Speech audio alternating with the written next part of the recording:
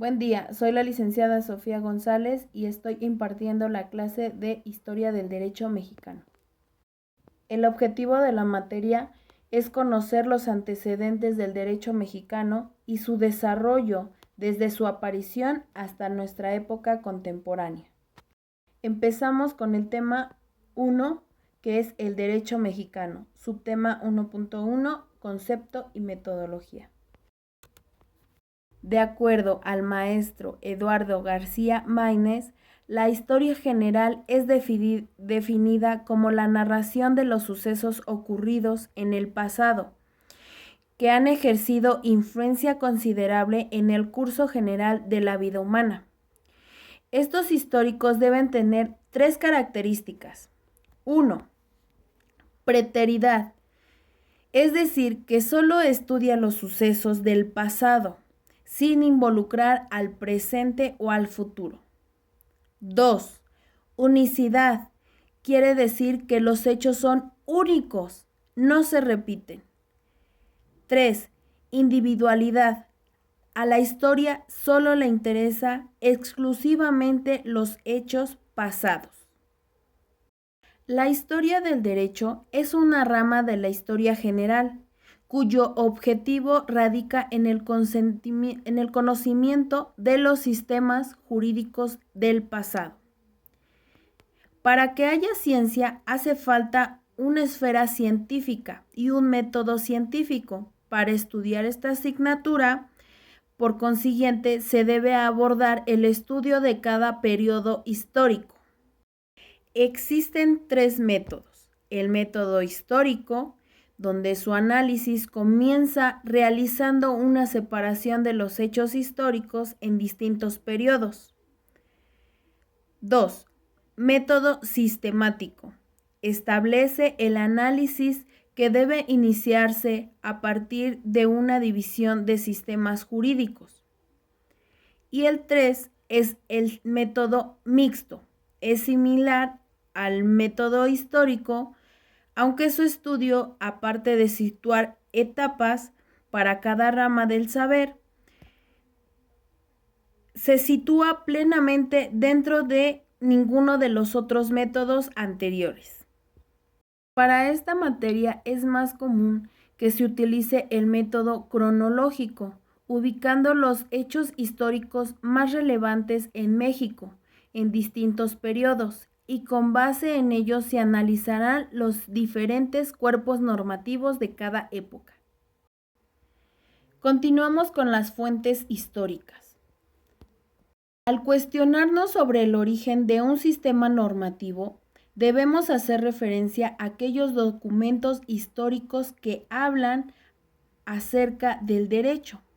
En el pasado, estos documentos eran de la índole más diversa, como papiros, pergaminos, citas jurídicas, entre otros. Todos estos documentos reciben el nombre de fuentes históricas.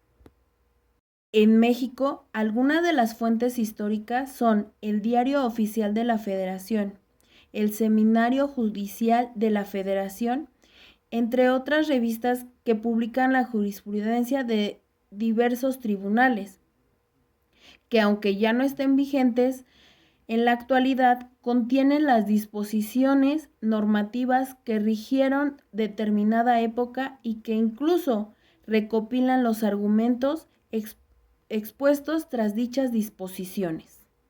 ¿Por qué es importante conocer las fuentes históricas? Radica para permitirnos conocer y comparar la forma en la que se ha regulado determinadas situaciones del derecho y los contextos.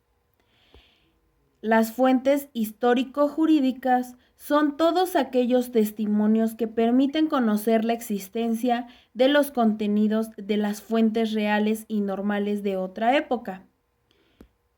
Bien, esta definición es dependiente, pues implica el previo conocimiento, lo que debe entenderse por las fuentes reales y fuentes formales, pero que efectivamente al historiador del derecho no le basta estudiar una norma antigua, sino bien analizar Paralelamente, el contexto social, político, económico, cultural, que les dio vida y conocer también la compleja problemática que se planteó. Por ejemplo, en el siglo XIX, en México, entre los partidos liberales y conservadores, la famosa Guerra de Reforma de los 3 años, que duró de 1858 a 1861.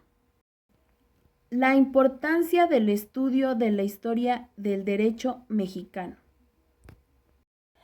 La formación histórica para el abogado es importante, ya que puede suministrar consejos no solo para conocer la legislación, ya que las herramientas históricas le dan un abanico para ser más eficaz. Quiero hacer un paréntesis aquí. Quiero dar mi opinión acerca de esta materia. Esta materia es muy extensa, esta materia es de mucho leer y quiero que sepan ustedes, alumnos, que esta materia sí, no les van a decir los jueces, no les van a decir los fiscales alguna pregunta acerca de esta materia.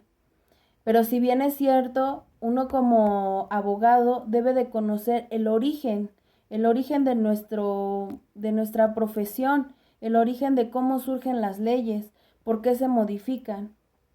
Entonces, es importante esta materia, a mi punto de vista, para adquirir una conciencia crítica, que es sumamente importante para nosotros como abogados. Seguimos con el tema, la relatividad territorial de la historia del derecho mexicano.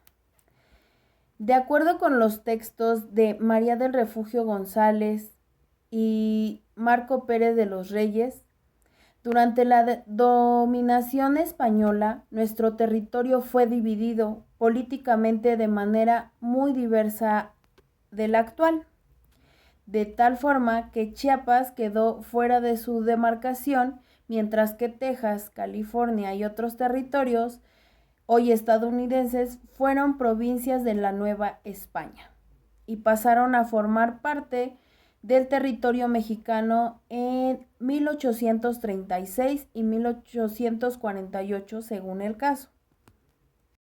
El virreinato tenía el control en varios aspectos del área administrativa en lugares lejanos como Santo Domingo y Filipinas. El estudio histórico-jurídico de México no debe circunscribirse a la normatividad aplicable en el estado geográfico que hoy actualmente ocupa nuestro país. Más bien, por el contrario, en muchas ocasiones, ese ámbito de vigencia fue acrecentado o reducido en forma considerable. Por ejemplo, en la época prehispánica, la cultura maya se extendió por el sureste de México, pero abarcó también e incluso tuvo su origen en Guatemala y otras áreas de Centroamérica. A todo lo anterior debemos agregar que el hecho de que al considerar al derecho castellano como raíz primordial de nuestro actual sistema jurídico, nos vemos obligados a estudiarlo de forma más o menos pormenorizada.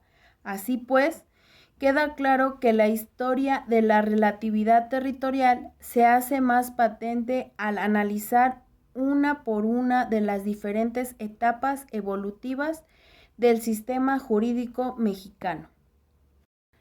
Pues bien, así de rápido concluimos con el tema 1, con los 5 subtemas de esta maravillosa materia. Entonces vamos a recordar que la historia es la narración de los sucesos ocurridos en el pasado que han ejercido influencia considerable en el curso general de la vida humana. Para que un hecho sea histórico, debe obtener 3 características, que es la preteridad, la unicidad y la individualidad. Para que sea una ciencia científica, debe de tener tres métodos de análisis histórico. El método histórico o cronológico, que no se les olvide, va por periodos, con una cronología, con una sucesión de cómo surgieron esos hechos pasados. El método sistemático establece que el análisis debe iniciarse a partir de una división del sistema jurídico, por eso es sistemático.